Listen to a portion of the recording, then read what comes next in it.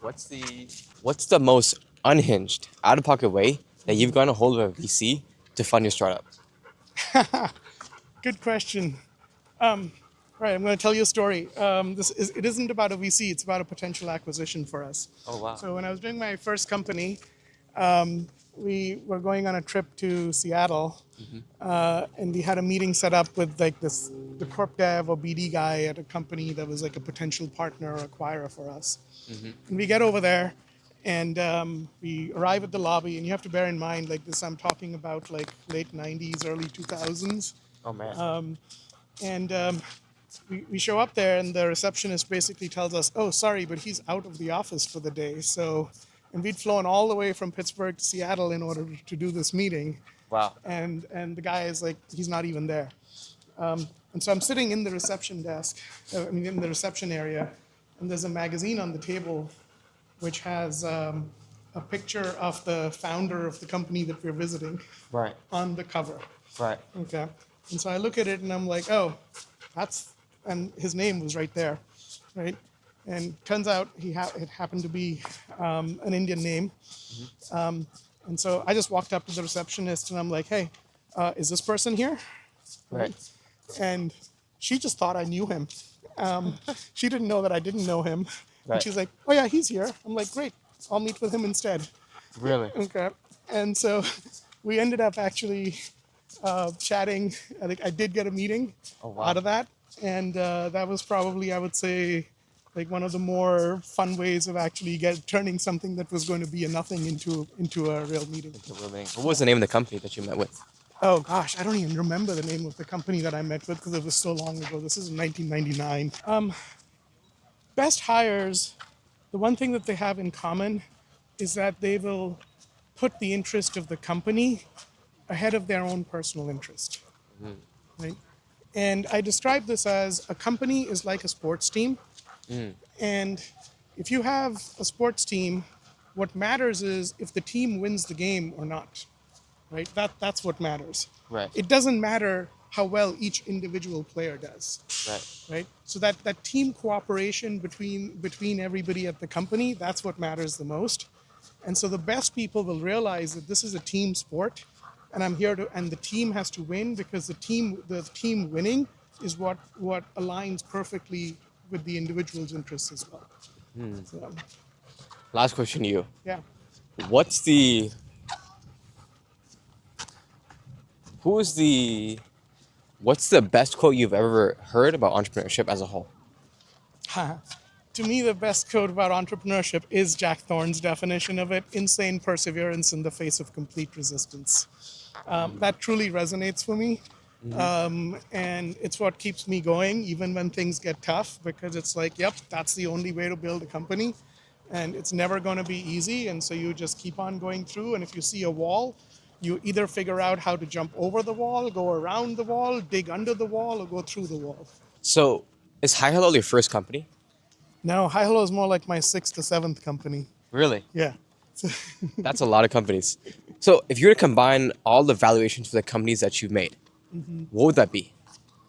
Oh my gosh, that's a tough question. There'll be some outliers in there, but I'm going to take a wild ass guess. There'll probably be somewhere in the $3 to $4 billion range. $3 to $4 billion. Yeah. Wow. So tell me, going from $0 to $4 billion in valuation amongst your companies, what's the best piece of advice that you've learned about building something from the ground up?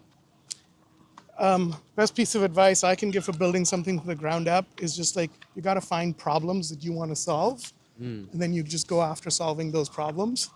And as you find those problems, you actually end up discovering new markets. Do you And those think, new markets is where the value do you think the creation really billion-dollar happens. problems are solved from studying markets? So I think the way you discover new markets is by actually identifying problems, right? So I'll give you an example. In 2009, when I started K9 Ventures, I did my first investment. I got a paper stock certificate. And I'm like, okay, what do I do with this? That was the problem I was trying to solve, right?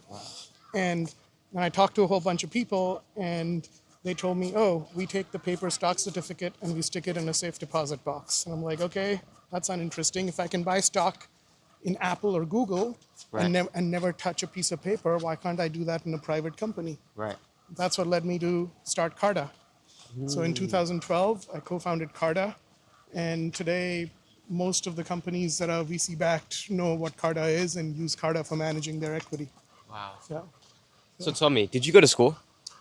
yes, I did go to school. I went to a lot of schools actually. I've got a lot of degrees. And did you go to, where did you go? So walk me through it. Where did you go for your postgraduate degrees? So for postgrad, I was here at Stanford. I did my PhD here in computer science. I was actually doing eye tracking as a form of input for my PhD. So yeah, right across the other side of the quad in the Gates building is where my office was.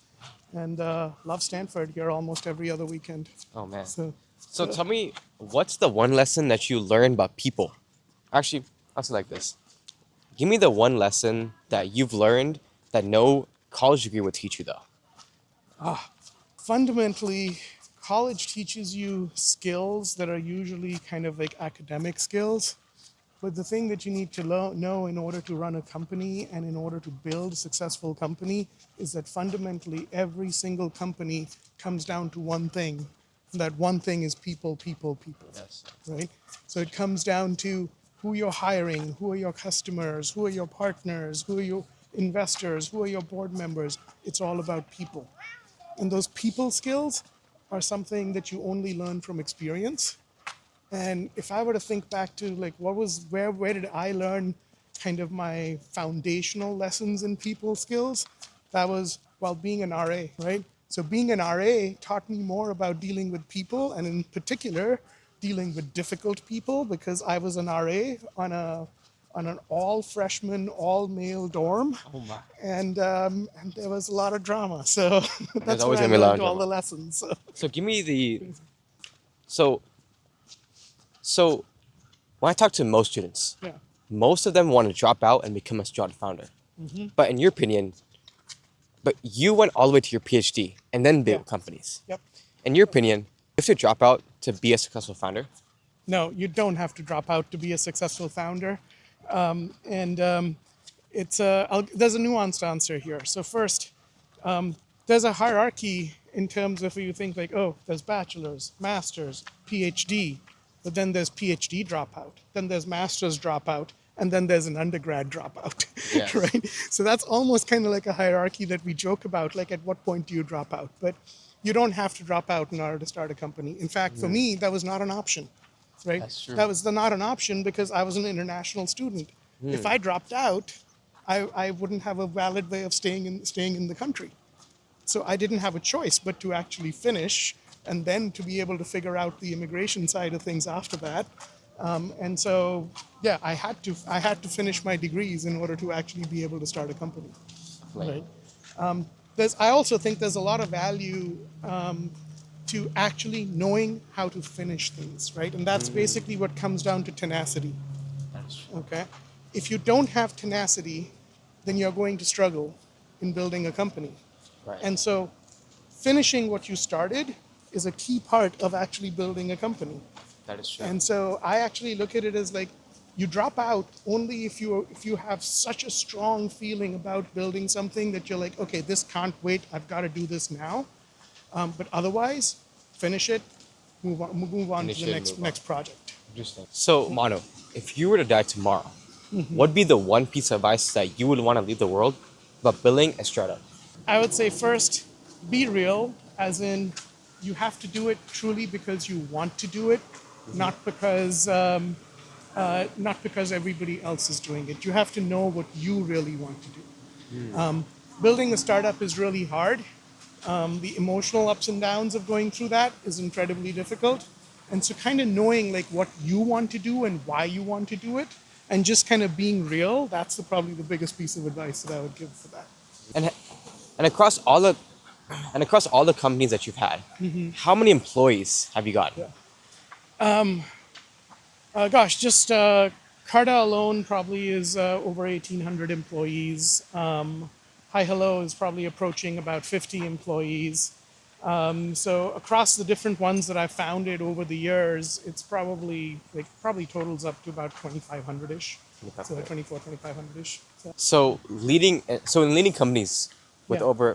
leading teams with over 2,500 people, What's the best piece of advice that you have? What's the best piece of advice that you've learned to deal with people? I think just being open and honest with people and telling them exactly what's on your mind is the best approach. That anytime you try to kind of coax people or try to kind of handle them softly and all of that type of stuff, just ends up leading to miscommunication. And it is best for people to be very transparent and direct with each other, to take every opportunity as a learning opportunity. And that goes both ways. It's not just a learning opportunity for who I'm talking to, but it's also a learning opportunity for me in that same process because I'm constantly learning from every single interaction as well. Right. And so just being very open and direct with people goes a long way. So do you think all problems are people problems inherently? Oh, yes. Fundamentally, every problem is a people problem. You can trace the root back to, okay, this is a people problem eventually. So yes. So how do you hire and find great people to work with you, especially if you're a young founder? Hiring is difficult. I would say I still haven't perfected that skill. Still often make hiring mistakes. And it's because the interview process is very it doesn't give you the full perspective on an individual, right? Right. When you're talking to someone in an interview process, you're getting the best side of that person That's because they're on their best behavior during the interview process. So you don't always learn like, oh, how is it going to be when you're in the bunker with this person where something is going wrong, how are they going to react? You don't really know that during the interview process. We try to actually resolve that by doing references, but even references are difficult. Like, for example, often, even within a company, someone won't actually know how well somebody works or how well they don't work because that perspective is often related only to the people that you're working with directly. Other people in the company may not have that perspective, right? So getting a reference from a direct manager, for example, is a great way of actually getting a solid reference. But still, hiring is hard. There's no two ways There's no about way. it. Okay. We'll do so among all the best founders that you know, Yeah. what's the one thing that they all have in common? The biggest thing that founders have in common is constantly learning, constantly adapting, and constantly kind of changing course, as needed. That's the biggest thing that they have: adaptability and the ability to learn, right? And I also describe it as like once you know how to learn, then you can improve and you can fix almost anything because you can go and figure out like, okay, what's this problem, how do I approach this problem, what have I learned before, what else do I need to know in order to solve this problem, and they figure it out, right? No, you go. You don't worry about it. Is that a squirrel? Always got to chase squirrels. If you see a squirrel, They're all really bets are off. It's over. It's over. They're really excited by squirrels. Man, that was funny. No, back. You wanna go this way? So I'll ask you, or it's against the sun? Yeah. We can that way, or we can also just go back this way too. The way we came back. Yeah, that's what works. How many years have you been a founder for? I started my first company when I was 20. And so I guess that puts it at now 31 years or 30 years and counting. Really? So yes. You're 51. Yeah, I'm 50 plus. 50 Yes. plus. Okay. You don't look like it, by the way. So thank you. I would have guessed you 21, like me. No, I do want to ask you though. Yeah. In your 30 plus years as a founder, Yeah. what's the one lesson that you've learned? What's the one lesson you would give to any young founder starting at day zero right now? It's never easy. Every single company is difficult. Every single company has to chart its own course. And so if you're going to be a founder, you need to be prepared for that, and you need to adjust course in order to do that. And in your 30 plus years as a founder, what's been your hardest moment? Gosh, hardest moment I think back to was actually in my first company when we had a massive data loss, and we lost months of data for our customers. And I literally remember sitting in the data center on the ground in the freezing cold data center and bawling in the data center because I didn't know how we were going to recover from that. Oh my God. So, but we did. We did. We did. Love that. So, There've also, I'll give you another one. There've also been moments when I had a $60,000 payroll to make, and I had $1,000 in the bank account. So had that problem as well. oh my God. But we resolved that too because we had some accounts receivable that we need to go collect, and we had to make sure that we get our customers to pay us on time so that we could then make payroll. Then make. So, Oh my yeah. God. So, So, what's the so in the Gen Z founder generation, yeah. what is the one thing that 9 out of 10 founders get wrong about the process though?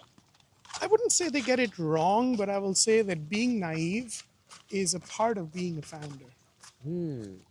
Because if you're not naive, you're not going to go down this path, That's true. right?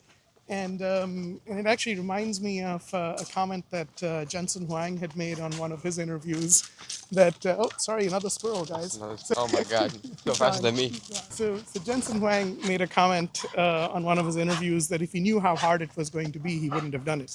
And that comment resonates with me because it's like, yeah, every single company is hard, and I have a lot of empathy for founders who are going through that process.